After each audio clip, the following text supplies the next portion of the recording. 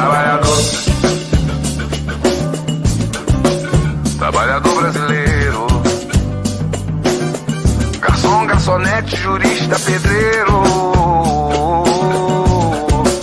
trabalhador brasileiro, trabalha igual burro e não ganha dinheiro, trabalhador brasileiro, trabalhador. Boa noite, ouvintes, boa noite, internautas. Meu nome é Lair de Matos e esta é a Rádio Com 104.5. E esse é o programa Histórias dos Trabalhadores. No dia de hoje, o nosso convidado é o Leci Quevedo. Muito boa noite, Leci Quevedo, seja bem-vindo à Rádio Com. Boa noite, seu Lair de Matos, estou contente de estar aqui e boa noite aos nossos ouvintes todos. Espero colaborar na Cor. Leci, tu tem lembrança de quando foi o teu primeiro dia de trabalho?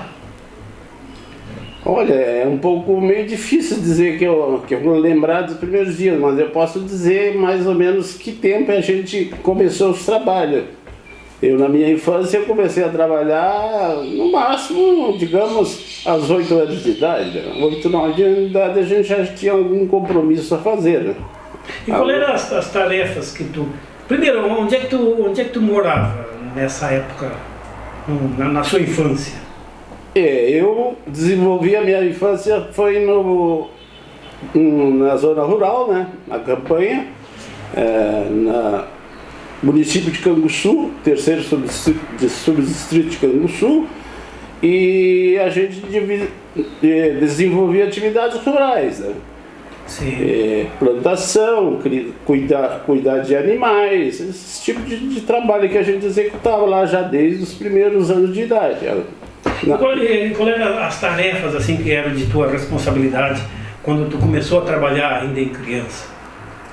A gente já começava mais no cuidado com os animais, trato dos animais, e depois, com o decorrer dos tempos, a gente já ia iniciando alguma tarefa, como por exemplo pegar uma enxadinha, né? Já começar a ajudar o pai e a mãe a capinar, esse tipo de coisa que a gente exercia. Seu pai era agricultor. A gente vivia basicamente não, unicamente da plantação, né? E alguns animais que a gente criava e que também servia como fonte de alimento e renda. E o seu pai ele era proprietário da terra que cultivava? Não. Meu pai nunca teve terra nenhuma, né? Sim. Nós vivia lá, nós plantava com uma renda. Tinha um dono da terra lá, ele dava para os moradores plantar como uma parceria, né? Na verdade a gente era terceiro, a gente produzia tudo que produzia na chácara dele, a gente entregava a terça parte, né?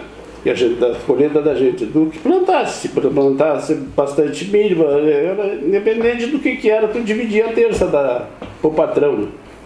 E o patrão, na verdade, o patrão só contribuía com a terra pra gente, e se tivesse uma casinha onde tu fosse lá morar, tu chegava e ocupava a casa dele, mas senão a gente fazia alguma coisa para poder morar e ali desenvolvia a tarefa. Ele não ajudava, por exemplo, com ferramenta, com animais, com semente, isso aqui, não. Ele não tinha nada disso aí, só apenas entregava a terra para tu produzir, né? Todo o custo de produção era por conta do arrendatário. Todo o custo de produção? Sim. No caso, teu pai é que bancava tudo. Não, mas o pai não era arrendatário. Sim, ele arrendava a terra do... Não. Foi mal compreendido. Eu falei arrendatário, mas na verdade era proprietário, no caso. Nós só ocupava a terra dele. Do meu pai só ocupava a terra dele. Sim. E aí, em contrapartida, ele plantava e dava terça para ele, pro patrão. Sim. Mas sem Sem que o patrão, no caso, entrasse com nada, você entrava com a terra. Exatamente por isso que ele disse que ele não ajudava com mais nada. Por exemplo, ele dava a terra, a gente se instalava ali, se tivesse uma casinha, ele ocupava aquela casa, e se não, ele mesmo levava a sua casinha, trazia de outro lugar, ia para... A gente costumava dizer que a gente procurava morada lá, quando saía de um lugar tinha que procurar morada em outro lugar. Sim. Era assim isso era meio comum por lá, tinham outras famílias na mesma situação. Era predominante isso aí lá, porque o que acontecia? O pessoal tudo com pouco poder aquisitivo naquela época, com dificuldade das mais extremas, porque na verdade o que acontecia? A maior parte das pessoas que estavam iniciando a vida, se era um casal novo, o que ele tinha de... Se ele tivesse uma carroça com as coisas em cima, ele já levava a mudança para outro lugar. Entende? Aí ele tinha que se virar. Muitas vezes ele não teria condições se não tivesse uma casinha para chegar lá. E o pai do teu pai, o pai da tua mãe, já era a mesma situação ou eles tinham alguma propriedade? Eles até tiveram alguma propriedade, mas muito pequena, né? Insuficiente para tirar seu sustento. Eles sempre viveram assim, tinha um pedaço de terra, mas era insuficiente para eles poder gerar os alimentos, as coisas que precisavam. Né? Você tinha muitos irmãos? Nós era seis irmãos. E o seu pai? O meu pai, tu diz da família do pai? Quantos irmãos ele tinha? Eu não lembro certo, mas era de 9 para 5. Eu acho que era 10, parece que era. Então, se o pai dele tinha uma propriedade pequena, não tinha como a herança ser suficiente. Se eu repartisse, não sobrava nada para cada um. Não. É como diziam lá fora, se o boi deitava de um lado da terra, a cola ficava para o outro. Terra de pobre era isso aí. E qual era os produtos que cultivavam? Tu falou milho, tinha outros produtos também, não era só o milho que cultivavam na terra. Na verdade era bem diversificado, porque o que é o agricultor da agricultura familiar naquela época? Era uma questão de tu plantar para sobreviver. Ele não visava, como se diz, sobrar nada, porque o que ele tinha em mente naquela época era, como se diz, ter um lugar para parar, para não andar que nem pedra rolando no leito do arroio, e poder ter a condição de criar o seus filhos, porque na verdade sempre era mais do que um, né? O meu pai mesmo, quando veio para essa zona onde eu fui criado lá, ele era oriundo de São Lourenço do Sul, e ele veio de lá para a 4ª zona de Canguçu, um lugar bastante distante, que na época viagem de carroça significava um dia inteiro de viagem, né? Porque até os próprios animais não aguentavam o percurso da viagem, né? Então era por aí, as dificuldades eram muitas, né? Sim. E aí, aí tu começou ali pelos 8 anos que era comum, né? Não foi tu que começou, todo mundo? Não, mas era de uma forma mais ou menos coletiva, porque o que acontecia? Na verdade, as primeiras responsabilidades que as crianças da época, independente de sexo, já tinham suas obrigações, porque começaram as obrigações pela época do colégio, que a gente entrava no colégio na faixa dos 6, 7 anos. 7 anos de idade, que era a época de entrar começar a ir para a escola. E como normalmente lá na colônia o colégio nunca fica pertinho das casas do trabalhador, por exemplo, nós caminhava 3 km e pouco, era o percurso para chegar no colégio. Só que naquela época era caminhar mesmo, porque não tinha bicicletinha, ainda não tinha nem surgido a Havaiana para botar no pé, né? Eu tinha que caminhar, pegar uma tamanquinha, levar para botar lá no colégio, né? Eu me lembro muito bem que quando começaram a obrigar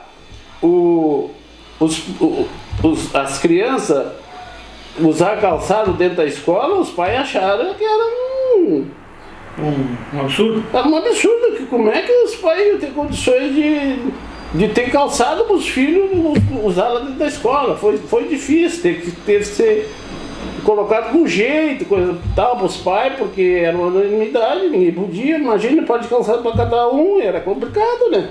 Nem tamanco. E aí, naquela época o que tinha normalmente era tamanco, né? Que a gente usava. E ainda tinha aquele negócio que tinha que botar o solado no tamanco, porque senão em pouco tempo a parte da cepa de trás ela ficava... Mas aí tu começou ali, né, chegou a adolescência e que outro seguiu na agricultura. Tu teve alguma outra atividade de trabalho fora a agricultura lá na terra do teu pai? Na verdade muito pouco, por causa que a gente tinha compromisso de trabalhar para o patrão, né? Por conta deles, tu tá usando a terra dele, tu tinha obrigação, a prioridade era dele, por exemplo, tu não podia simplesmente resolver e desenvolver outras tarefas por ali. E até mesmo porque naquele tempo, os filhos, dificilmente eles não seguiam o pai, porque o pai é que determinava, na verdade. Ele se determinava. Se tu quisesse fazer alguma coisa diferente, tu já arrumava problema com teu pai, porque o teu pai já tinha combinado com um patrão lá, que ia trabalhar lá, que ia usar a terra, e então eu lembro que quando nós começamos a jogar os futebolzinhos, lá no time de 7 de setembro da Vila Silva, nós não podíamos treinar, nós queríamos participar do futebol no domingo, até deixar nós ir no futebol no domingo. Mas não podia treinar nas quinta-feiras de tarde, né, para se preparar para o jogo, por causa que podiam, o seu Grigório, que era o nosso patrão, o pai, que era o dono da terra lá, já pensou se o patrão chega lá... E os guris estão jogando bola? E aí pergunta para o pai, cadê os guris? Aí o pai diz que nunca costumava mentir por hipótese nenhuma. Como é que ele ia dizer para o seu Grigório, ia mentir para o seu Grigório que nós estávamos treinando lá na coisa? Não podia, simplesmente nós não ia futebol por causa disso. O pai não podia faltar com a verdade. E nem nós tinha que cumprir aquela função que era determinada, né? Era assim. Mas você me contou uma vez que saiu para trabalhar em granja. Como é que foi essa ida para as granjas? Essa já foi bem mais adiante, quando a gente já tinha de 16 anos para cima, entende? E aí o que ocorria?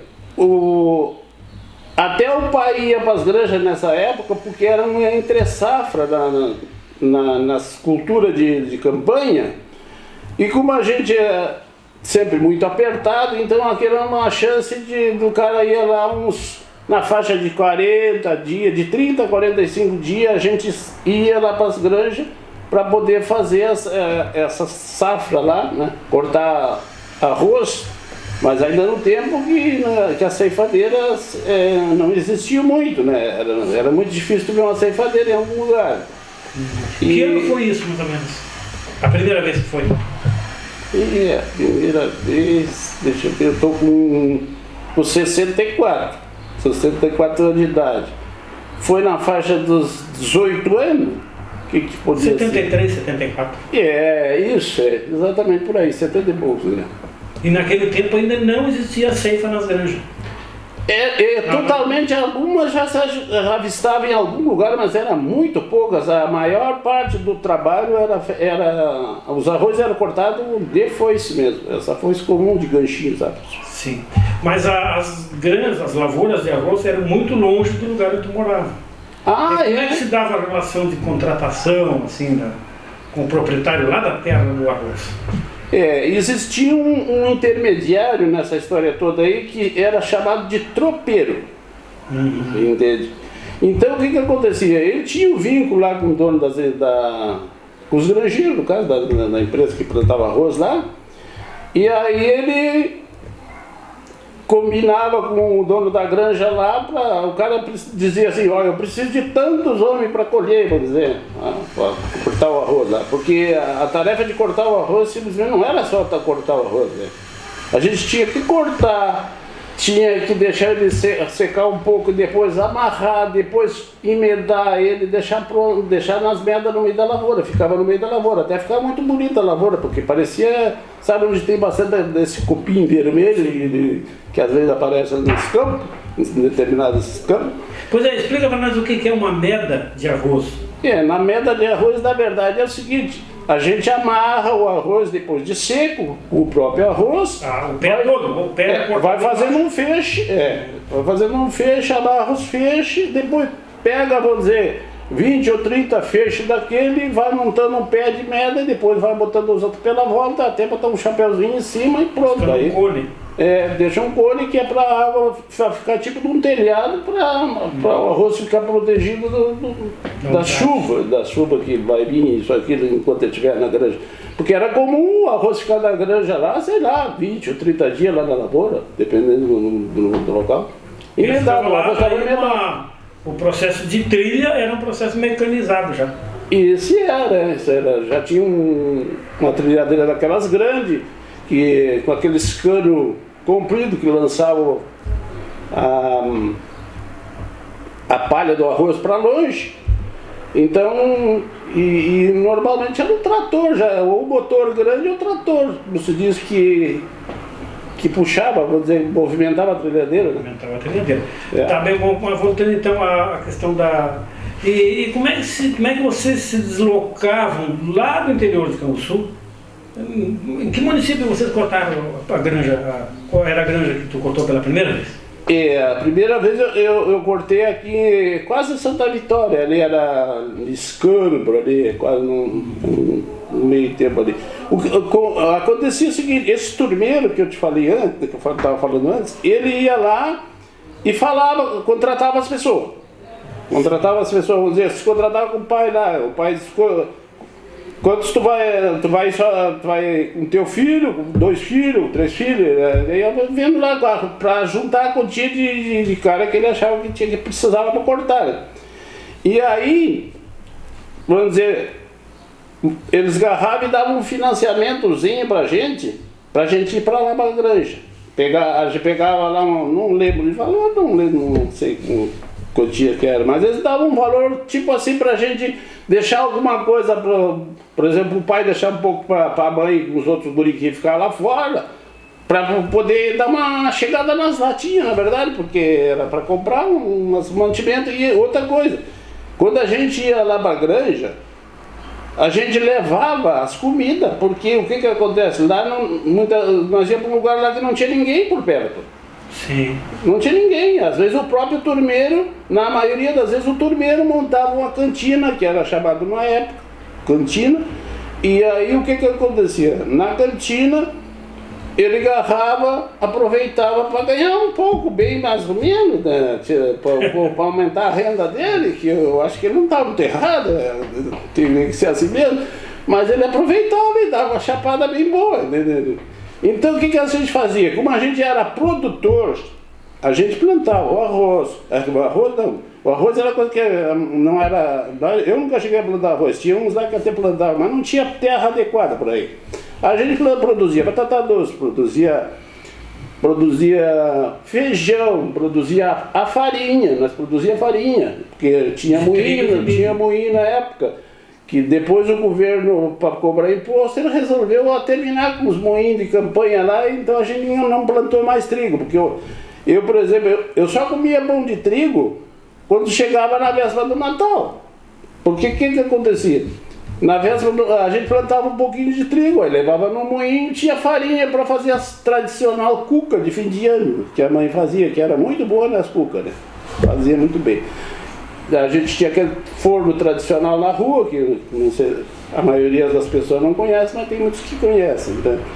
E aí o que acontecia? A gente levava esses mantimentos, preparava umas caixas de madeira grande, e até mesmo em saco de estopa a gente levava o feijão, levava essas coisas. E o transporte que era feito, aí eles marcavam um dia para a gente sair para a granja, o granjeiro. De tudo preparado. Aí quando no dia que nós ia para a granja, normalmente de madrugadinha, coisa tal, vinha um caminhão e começava a resgatar o pessoal. Entende? Aí todo mundo se ajudava, umas caixas pesadas, imagina. Então tudo era coisa pesada, que botava o caminhão e a gente, juntando, o transporte era de caminhão, aberto, normal, carroceria, normal, tal. Em cima do caminhão até Santa Vitória. Exatamente. Viagem demorada. Demorava, normalmente levava, sei lá, eu não lembro direito, mas acho o dia inteiro a gente Até que juntasse todo mundo e saísse, envolvia o dia. Normalmente não chegava já à noite nos lugares, né? E lá não tinha casa para morar, onde é que você ficava de noite?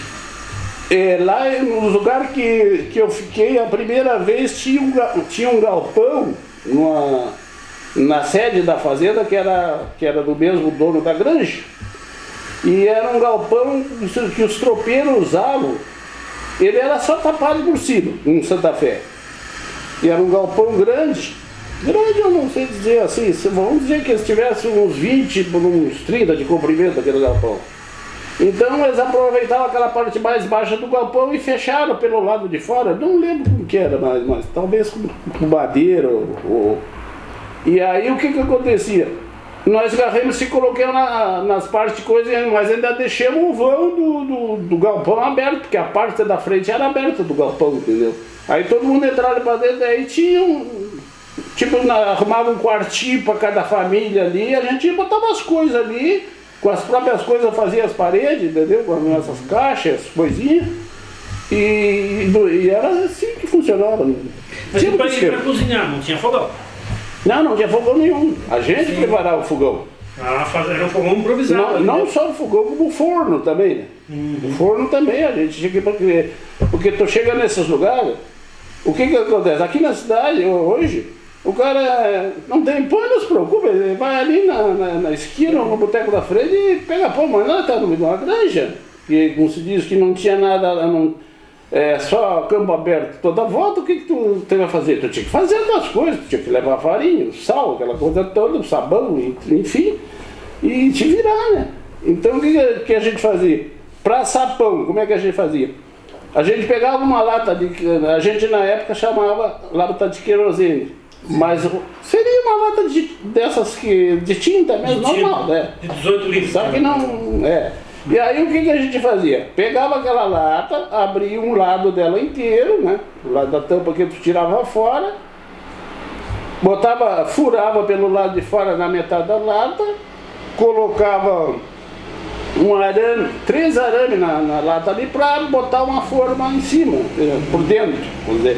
Aí tu ia usar a parte de dentro da lata, com aquele arame no meio, para botar a tua forma ali. Que tu, vamos dizer, fazia o pão separado, lá, botava dentro da forma e colocava ali dentro. Aí pegava uns torrão, escolhia um lugar, né, que fosse meio perto do fogo, e pegava botava uns torrão e prendia teu forno ali. E aí botava a brasa em cima da lata, passava o pão, e depois embaixo da lata, porque tu tinha botado aquele arame no meio Em cima era o dourador. E o dourador era em cima, e a parte de baixo era ali que tu botava a brasa embaixo, e arrumava uma tampinha, evidentemente, para prender o calor dentro do forno.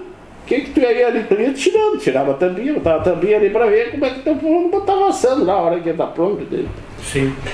Isso para assar o pão, mas e o fogão para fazer a borda?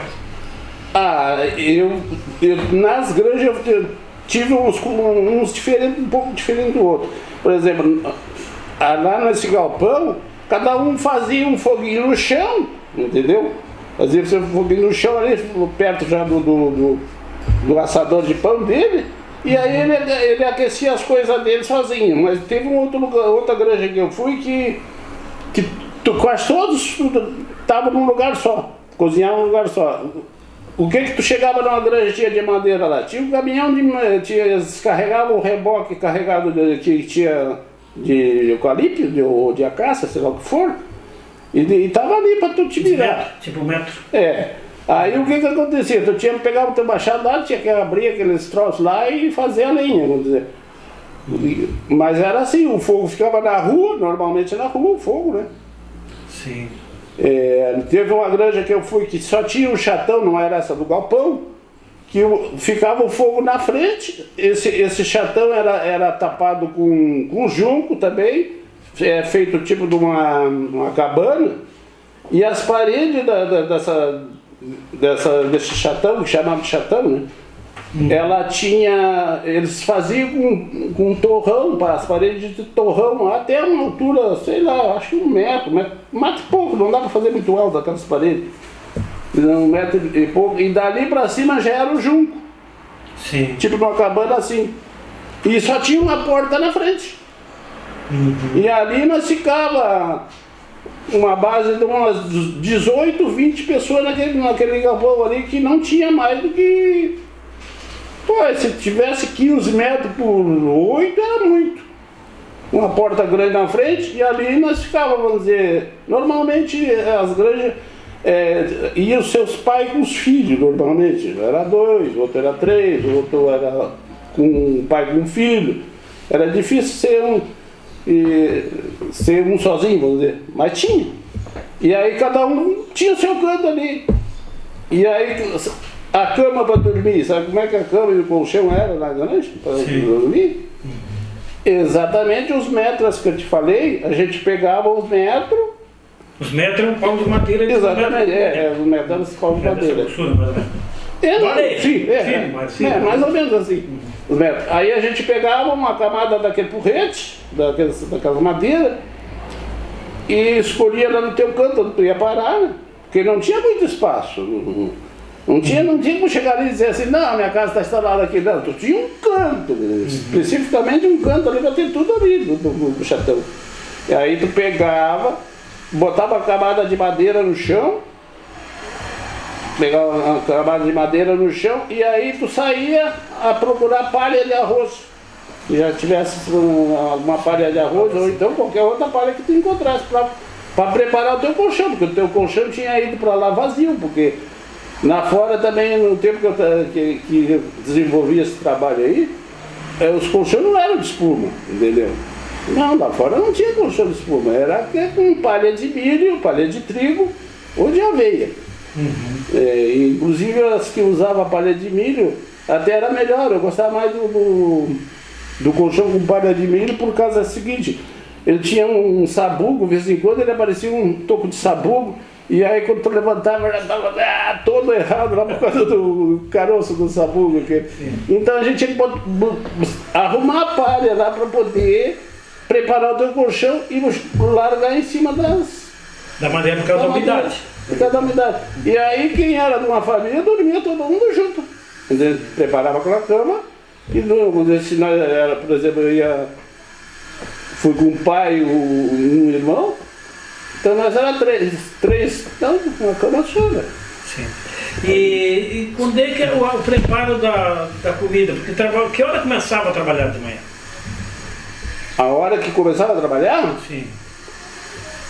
Na verdade, a hora que a gente trabalhava às vezes dependia da distância, mas quando o sol botava os primeiros raios de coisa, nós já andava no mínimo a 1 quilômetro da onde tu tinha dormido, entendeu? Tu já tinha feito aquele percurso, sabe quando tu vê aquelas palhas de capim, verdinha assim, com as gotículas de sereno assim, aí tu já estava molhado até o pescoço, né?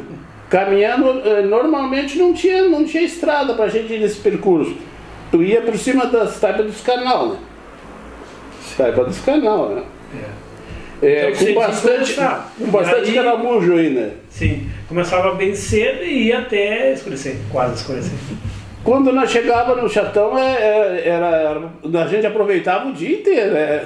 Se não dava as 12 horas bem certas, andava muito próximo. Sim. E o pagamento era por produção? Como é que era o pagamento do serviço? Era em troca do nosso trabalho, né? A gente tinha que... O que acontecia lá dentro da granja? Quando eles te entregavam o serviço? Eles marcavam um corte para a gente cortar. Uma área? Marcavam uma área, só que eles marcavam simplesmente por cima dos canal, vamos dizer, onde iniciava a lavoura. Aí eles pegavam, eles tinham lá naquela época, já cortavam bambu, já carregavam lá para as lavouras, varas de bambu com 3 metros, mais ou menos, de alto, ficou primeiro, e aí eles balizavam aquilo, mediam 50 metros em cada lugar assim, eles tinham umas trenas que até naquela época era umas trenas feita de tipo de um arame, né, que elas eram dobráveis e tal. Eles tinham umas fichinhas que eles chamavam de ferro e para ir botando.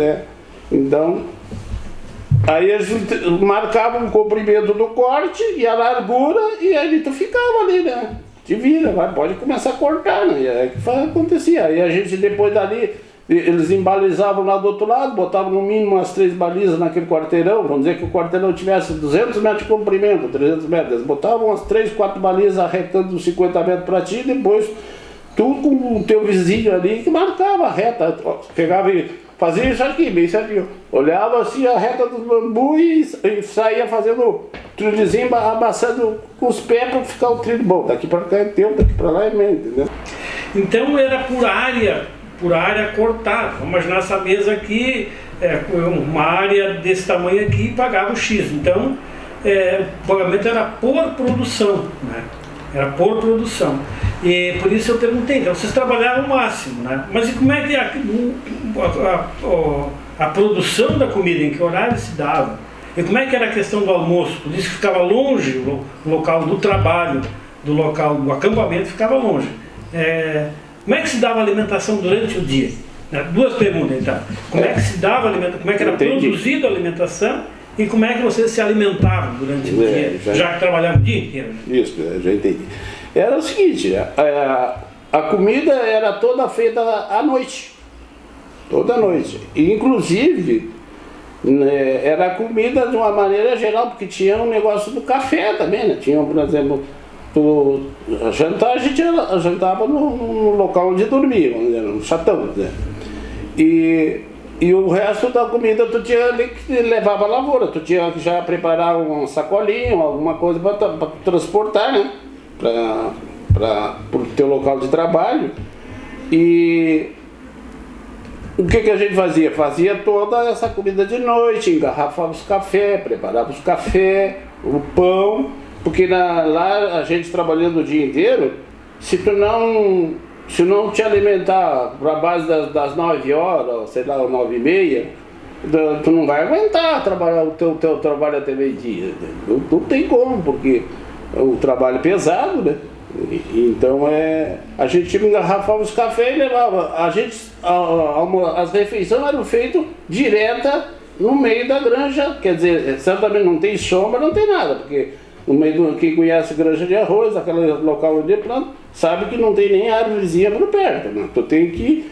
Aí, o que a gente fazia? Escolhia uma maracha lá, ou um canalzinho um pouquinho mais alto, ou então amarrava uns feixes de arroz ali, que mesmo que não tinha secado ainda, não estava de árvore, mas nós amarrava para poder se sentar em cima, para ficar um pouquinho mais alto, né?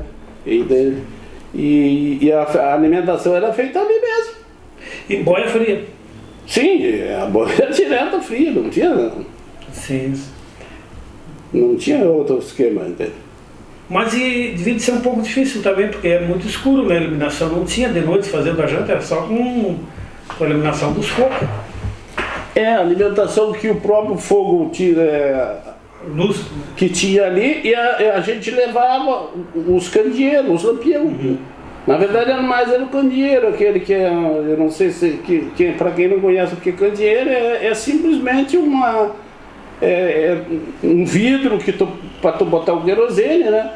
E depois tu adapta ali com um carretel de linha, uma bomba de chimarrão, de preferência das mais largas um pouco, para poder botar uma mecha por dentro, e dali para cima não tem mais nada. A gente às vezes levava um lampião, que funcionava melhor por causa dos dias de vento, que é aquele com manga de antigamente, né? Sim. Naquela época usavam.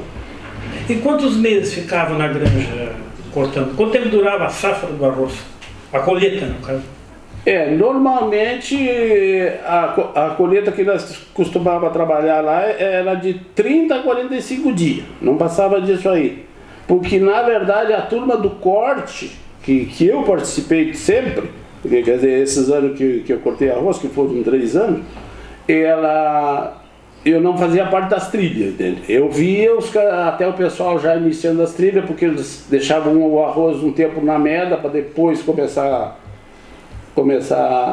a trilhar o arroz, no caso. Então eu não participei das trilhas de arroz, eu participei só de corte mesmo, entende?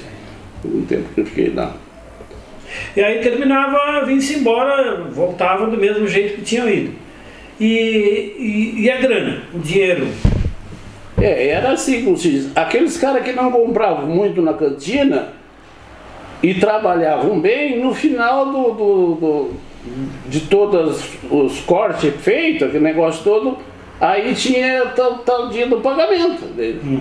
Para depois nós poder vir embora. Já era tudo esquematizado. Naquele período que tu estava lá, tu não via mais dinheiro. Não tinha. Até porque não teria necessidade, porque se tu precisava de alguma coisa, tu pegava lá na cantina. E tu não tinha para onde ir, né? Então tu não precisava do dinheiro, né? Então só recebia no final. Então o que acontecia?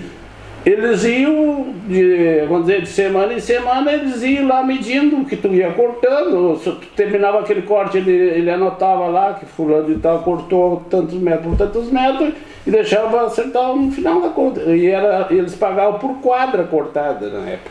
Sim. Uma quadra, para quem não sabe, são 132 metros quadrados. Uma roda de arroz é mais que 1 hectare de terra.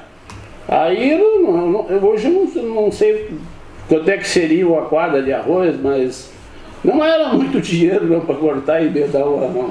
Sim. Aí tu veio-se embora, teu pai, teus irmãos, ficou com uma parte do dinheiro foi para ti. O que deu para comprar com esse dinheiro? Tu te lembra? Não. Começa o seguinte, eu vim para a cidade aqui quando eu completei 20 anos de idade, 21 eu completei aqui, ou 20, não lembro, mas por aí. Eu nunca trabalhei para mim lá fora, sempre trabalhei para o meu pai, para a família, entendeu? Na verdade, na maior parte das vezes, o que o pai fazia com o dinheiro que sobrava lá? A gente comprava alguma coisinha.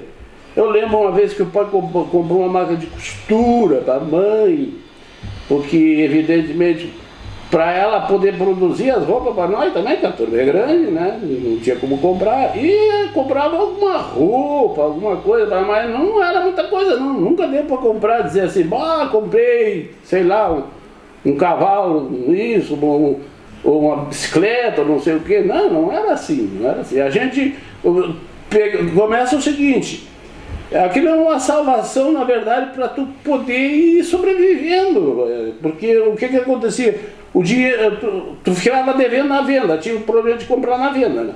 Porque o trabalhador lá, que vive naquele esquema que nós vivíamos, não via dinheiro seguido, porque ele dependia de plantar e esperar que a planta produzisse para poder fazer dinheiro. Não tinha dinheiro que nem quem trabalha por semana aqui, se ganhou 100 pila na semana, ele recebe 100 real. Mas naquela época não tinha isso, eu tinha que plantar a planta, cuidar dela, deixar ela crescer, produzir o fruto para depois vender. Entendeu? Quando não dava uma seca, alguma coisa? Sim, os reveses, como se diz, já é milenar, isso já acontecia, e muitas vezes não plantar e não conseguia colher, só que tem, como diz, sempre um pouquinho colhe. Nunca arrasa de completo, mas tinha já as mesmas coisas que tem as intempéries, né? Sim. Mas aí chegou uma hora que tu disse, bom, com 18 tu foi trabalhar na granja, né? E aí ficou mais um pouco lá e resolveu vir-se embora.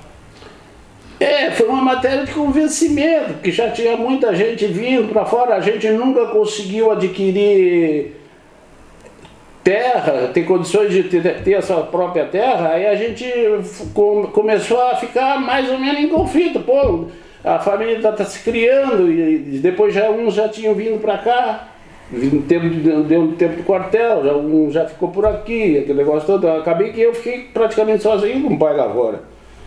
E aí eu também queria dar um jeito, ele também sentia que eu não precisava dar outro jeito da vida dele, que não dava certo. Não tinha futuro, né? Que não tinha futuro por causa que ele não tinha conseguido comprar terra, que era a gente quando está na agricultura, vive da agricultura, o que ele mais almeja é ter o seu pedaço de terra, nem que ele já se contenta assim, bom, se eu tivesse pelo menos um lugar para mim me colocar ali, tivesse que arrendar, tivesse condições de arrendar, ou isso aqui, porque Naquela época, quem não tinha nada não tinha mesmo porque não tinha crédito. A possibilidade que ele poderia desenvolver alguma outra atividade para sair daquela situação, ele teria que ter quem financiasse. Ninguém financiava. Hoje em dia as pessoas têm crédito aí, nem dão valor, porque ou não entende qual é a função que ela poder desenvolver, né, na vida da gente. Só que o cara não tinha nada, não chegava a lugar nenhum. Ele ficava sempre naquela, vinha um ano, e outro ano, e outro ano, ele ficava naquela, bom, se Deus quiser, esse ano que vem, aí eu lembro que nesse meio tempo das plantações de milho, aveia, trigo e essas coisas que a gente plantava, depois surgiu a soja, então já abriu uma expectativa, não, de repente essa soja aí nós vamos conseguir colher mais, aquele negócio todo, só que tinha um detalhe, a gente não plantava com adubo nada, a terrinha ia ficando mais fraca e acabava não produzindo muito, então tu não conseguia dizer assim, fiz esse ano uma sobre-safra, né, deu uma afogada, não, tu vivia sempre atucanado. E aí, como todo pobre, como se diz, que aprende com as intempéries da vida, ele se conforma, ele diz, não, meus filhos estão se criando, graças a Deus estão com bem de saúde, não sei o que, ele está fazendo, ele não está magoado não, ele trabalha com prazer, com gosto, Mas chega uma hora que você dá de conta que aconteceu contigo. Exatamente, foi o que aconteceu, que a gente acabou também imigrando, né, imigrando para a cidade, né? Foi o que aconteceu, que aí em 78 a gente já começou a deixar. Já tinha uma grande parte, já tinha vindo para a cidade e tal, a família, até os irmãos também já tinham ido para a cidade, mas assim mesmo o medo era muito grande. Meu pai ele tinha, Deus o livre, ter que faltar com a palavra. Bom, se ele tivesse que pedir um dinheiro emprestado, eu acho que ele tinha que ter o dinheiro em casa para garantir que não ia faltar com a palavra, porque se ele dissesse assim, tá, eu vou colher o milho, por exemplo. Mas tu vai colher o milho, vai ter o milho. Aí ele dizia assim, mas e se não der? Eu vou pagar com o quê? Aí tu dizia, mas pai, nós temos boi, temos coisas aí. Mas e se esse boi morre, eu não pago essa conta. Entendeu? Então não tinha. E se a gente fosse querer divertir do pai e da mãe, já não era bem visto como não. O guri já saiu da pá virada, não quer saber de seguir o pai, né? Aí tu veio pra cá e aqui na cidade onde foi o teu primeiro trabalho? Meu primeiro trabalho, foi assim, eu vim de lá de fora e trabalhei no Moinho Princesa. Moinho Princesa? Era Fernando Osório. Fernando Osório ali na Guardou Japinha ali, que era naquela esquina, no posto Paulo Madeira ali, ao lado do posto, né? Farinha era moinho fazia farinha de trigo. Fazia farinha de trigo, mas ali eu trabalhei pouco tempo. Trabalhei 45 dias por ali. Trabalhei ali.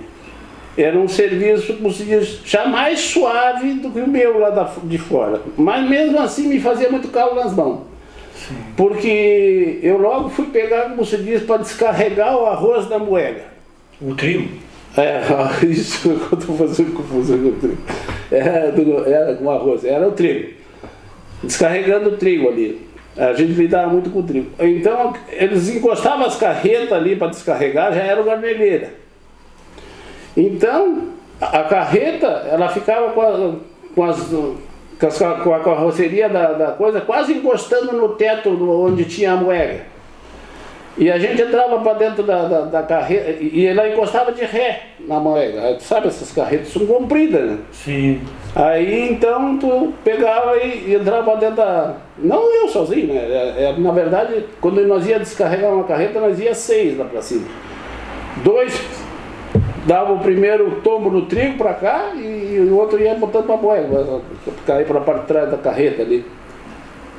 Quer dizer, eu não era acostumado a trabalhar com pá, eu já trabalhava com um monte de ferramentas, só que a pá, o calo da pá é bem diferente, porque naquela época as pessoas que moravam para fora, como se diz, não precisavam de carteira de identidade.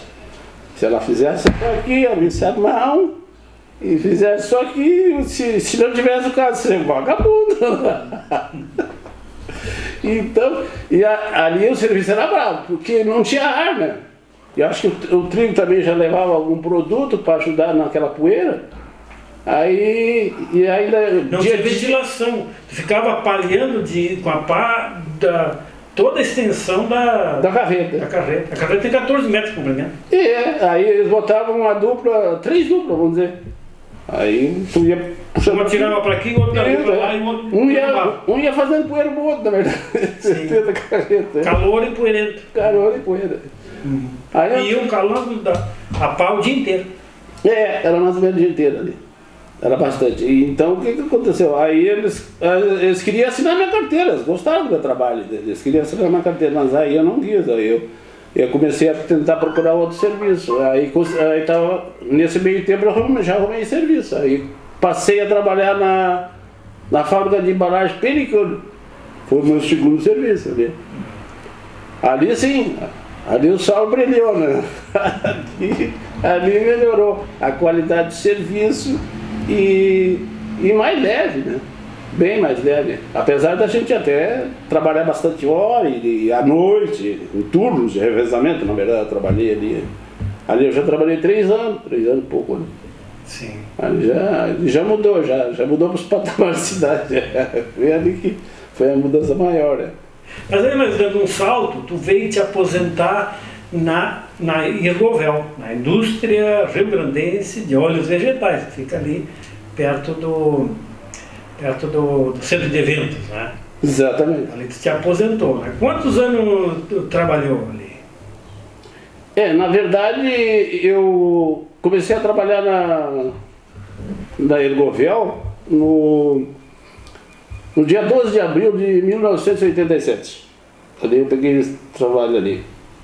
E eu trabalhei 26 anos lá dentro da empresa e hoje estou liberado aqui para o sindicato até agora, né? Até o momento. Né? Mas foram muitos anos lá dentro da 26 anos. Pois 26 anos. Qual era a tua função lá? Quando entrou como quê? E saiu como quê? Eu entrei como ajudante geral. Sim. Aí entrei para trabalhar na refinaria. Eu até tive um trabalho antes. Explica para os nossos ouvintes o que a Irgovel produz. Ah, sim. A Irgovel, para quem não conhece, ela é uma fábrica de óleo de arroz. Entende? Então, aí tem muita gente que no dia de hoje, ele acha que ela é uma indústria de óleo de arroz, ele acha que ela é produzida do próprio grão do arroz. Na verdade, o arroz é produzido... O óleo? O óleo é produzido do polimento do arroz, do farelo que tira do arroz. Né? Não é da parte branca, é da parte de fora que é polido e sai o farelo. Né? E é dali do farelo do arroz é que a produção do óleo sai dali. Entende? Então, além do óleo tradicional, esse que é para alimentação, a maior parte da produção de óleo da Irgovel, na verdade, ela é de óleo ácido, né? Não é para comestível. A maior parte, eu vou dizer, no máximo ela vai produzir 20% do óleo que é extraído do farelo, ela vai produzir de óleo bom para alimentação. Não que o outro óleo seja ruim, ele tem as qualidades dele, só que ele é ácido, não serve para alimentação do ser humano. Entende? Tem outros usos industrial. Exatamente, uso industrial. Aí entra uma cadeia que é usada em diversos produtos, vamos dizer, né? Que eu não saberia nem dizer todos. Sim. E aí então, e o farelo, né, você espreme o farelo, tira o óleo e o farelo, ele recebe algum tratamento para ser comercializado ou simplesmente é comercializado depois de extrair o óleo? Não, depois que ele... Na verdade tem 2 processos. O farelo, depois que chega, 2 processos básicos, vamos dizer, para a transformação do farelo em si. Primeiro, quando ele vem para ser extraído o óleo, ele é peletizado, entende? Ele recebe um cozimento e passa a ser granulado, porque quando ele vai a granelas, todo mundo conhece qual é o formato que tem o farelo. Depois ele recebe esse cozimento lá, né? Passa por umas peleteiras lá, que umas faz o processo de umedecer e prensar ele para poder passar, e a outra já vai fazer o processo da extração do óleo, que é feito por intermédio do... Quem não sabe como é que eles extraem o óleo do farelo do arroz, eu posso dar uma ideia. Na verdade, ele, depois que o farelo é preparado, que fica granulado e seco, ele vai para dentro de uma outra parte da destilaria de óleo lá, que é chamado de extrator, e lá ele recebe uns banhos de hexano, e aí quando ele sai de lá, o farelo já ficou desengordurado. Aí só fica o processo que é feito por sistema de vácuo lá, que dá os aquecimentos para fazer a secagem, depois voltar a secar o farelo de novo e fazer a separação. O óleo desce e depois se separa do hexano, né? Por intermédio das calorias que ele recebe no longo do tratamento do farelo. Então é assim que é extraído o óleo. Depois ele vai para o sistema de filtragem, aí passa por diversos também sistemas de filtragem.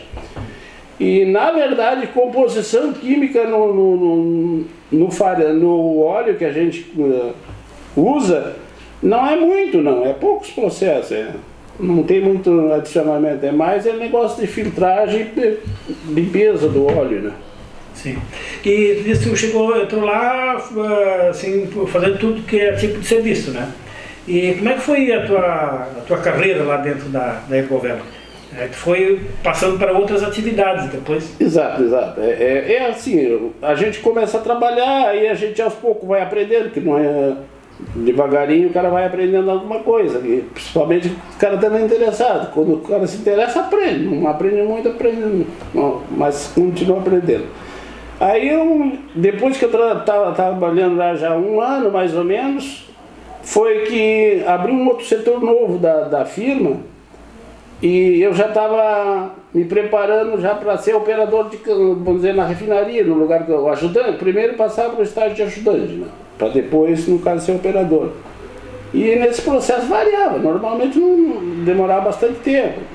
Tive de 1 ano e meio para frente, 2 anos de treinamento como ajudante, para depois ter condições de, se tu era um cara que estava aprendendo mesmo, tu ia levar uns 2 ou 3 anos para dizer assim, bom, agora ele está pronto para ser um operador. Então era mais ou menos isso aqui. Aí, nesse meio tempo, eles construíram a destilaria de ácido graxo.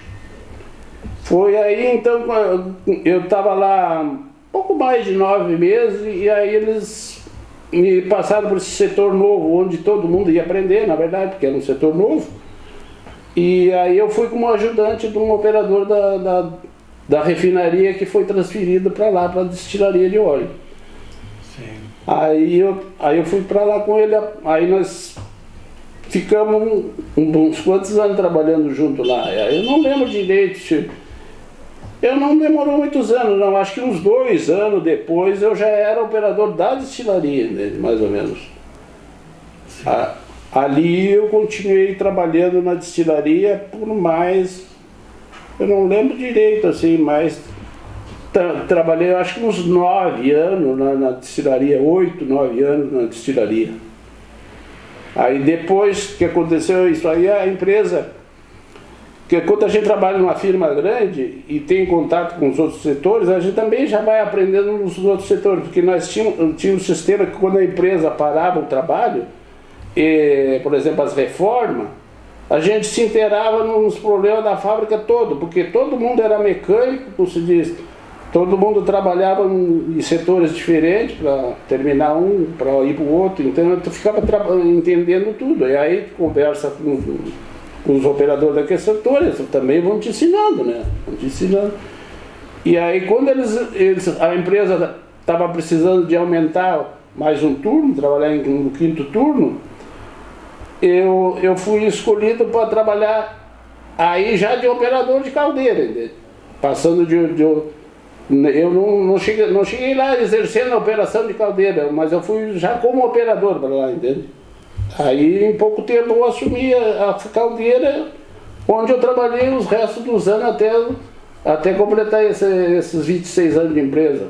E já foi uns quantos anos de caldeira, não lembro direito se precisar certo, mas eu trabalhei, sei lá, uns 15 anos não mais de 15 anos, uns 15 eu acho, mais ou menos nas caldeiras. E quais são as tarefas do caldeirista? As caldeiras que eu trabalhei, na verdade, elas todas tinham processo, elas não eram caldeira a lenha, por exemplo, que normalmente o cara já fala em caldeira, já acha que as caldeiras são a lenha, não. Por exemplo, alguns dos nossos ouvintes talvez não tenham uma noção exata, né? Uma caldeira é tipo uma panela de pressão, né? É um lugar onde se esquenta a água, né? É um tubo grande, né? Enorme, né? Tamanho dessa sala aqui, mais comprida ainda, né? Comprimento, né? E é enchido d'água e numa parte, né, aquela água é aquecida, né? Como Quevedo vai nos explicar agora como se dava o aquecimento, para gerar vapor para aquelas funções que o Quevedo falou antes ali, de aquecer e depois prensar o farelo, extrair o óleo e tudo mais, não é isso? Exatamente. Na verdade, evidentemente que a caldeira, como se diz, para produzir o vapor, ela tem que ter água e tem que passar bastante água quente, tanto é que ela tem que virar vapor, né? Porque, na verdade, a caldeira, a função dela é para usar o vapor da caldeira, né? Claro que não impede de tu usar água quente nem nada, né? Porque se tu tem as duas coisas, pode usar, mas a função para gerar a produção da governo mesmo, o que tem que ter é vapor mesmo, né? Então, essas caldeiras, elas eram alimentadas com casca na época. Então a função da gente era casca de arroz. Era casca de arroz. Queimava casca de arroz para calor para Exatamente. Era produzido as caldeiras lá, como se diz, elas viravam 24 horas por dia, elas não apagavam. A gente, quando tinha alguma coisa, a gente fazia o resfriamento numa caldeira. Por exemplo, normalmente, quase todo o tempo que eu estive lá, eu cuidava de 3 caldeiras. 2, 3 caldeiras juntas, elas funcionavam. Então era uma sala de caldeira, na verdade. Uma sala aí que tinha, sei lá, talvez uns 18 metros por uns 8 de largura, de areia, dentro ficava as caldeiras, ocupava aquele espaço ali, né? Ficava só o espaço normal de trabalho na volta ali. Então a gente ficava ali, a função era tudo automatizado, as caldeiras, né? Esse funcionamento de alimentação da casca para produzir o vapor, é tudo automático. A cinza também só ia parar lá num terminal lá, que também era separado das caldeiras, que já eram tiradas por outras pessoas, não era o caldeirista que se envolvia naquilo. Ele se envolvia basicamente em cuidar delas ali, regular, fazer aquela regulagem toda, né? Os processos que é normal de fazer, cuidar da segurança, né? De tudo, na verdade, porque uma caldeira é uma coisa errada que acontece na caldeira pode causar um acidente bem grave, né? Então, imaginando a caldeira estar parada, como disse, tinha aqueles períodos de manutenção, né? Parava tudo e tal, a caldeira estava parada. Eu ia retomar, botava tudo, abastecia a caldeira com água, abastecia o combustível, que era a casca de arroz, botava fogo, e aí depois tudo ia funcionando, as máquinas iam fazendo tudo. Então o caldeirista, ele era uma espécie de vigilante, ele ficava cuidando Exatamente. dos relógios, como se diz. Exatamente, aí tu ficava posicionado para cuidar dos manômetros da caldeira, entendeu? Sim. Inclusive essa outra que está lá, que é mais moderna, como se diz, ela é tudo, tu liga o maquinário e desliga todo no computador, né? Da mais nova, né? Mas as outras era um pouco mais manual, mas também era automática, né? Só que não era computadorizada que nem essa caldeira nova, que é um monstro de uma caldeira, né? Sim. E qual era o horário? Tu disse que a caldeira funcionava 24 horas por dia. Então tinha turnos de operadores. Exatamente. Na Egovel teve uma época que os turnos eram de 8 horas. Entendeu? Sim. Mas depois foi implantado o turno de 6 horas e o trabalhador trabalhava 6 horas. Então tinha o primeiro período era 6 da manhã, depois aquele que pegava 6 da manhã soltava ao meio-dia, o que pegava ao meio-dia soltava às 18, enfim, ocupava o dia todo, às 24 horas do dia, né, os turnos de revezamento. Então, na verdade, tinha 4 turnos trabalhando e um de folga. Só que tinha um detalhe, né? Domingo não existia domingo, né? Para quem tem quinto turno não tem domingo, né? E qual era o turno? Tu trabalhou no turno fixo sempre? Assim variava, ficava muitos anos num turno, depois por algum motivo resolvi trocar, então a gente trocava, mas era de revezamento. Os turnos, uma semana tu trabalhava vamos dizer, do meio-dia às 6 da tarde, no outro tu já mudava. Trabalhava 6 horas e mudava de horário, tua pegada. É rotativo. Não tinha assim, eu sou da noite, o outro do dia, não. Muito bem, então nós conversamos aqui nessa 1 hora de conversa, né, com o Nessi Soares Quevedo, que iniciou a sua atividade como trabalhador, como agricultor no interior do município de Canguçu e se aposentou aqui, encerrou as suas atividades profissionais como caldeirista aqui na cidade de Pelotas. Muito obrigado, Nessi, por ter dado essa contribuição no programa Histórias dos Trabalhadores. Eu fico feliz então já, porque já estou fazendo parte então do programa da História do Trabalhador. Espero que o pessoal tenha gostado e obrigado pela oportunidade. Muito bem, uma boa noite a todos e voltamos na próxima semana. Boa noite.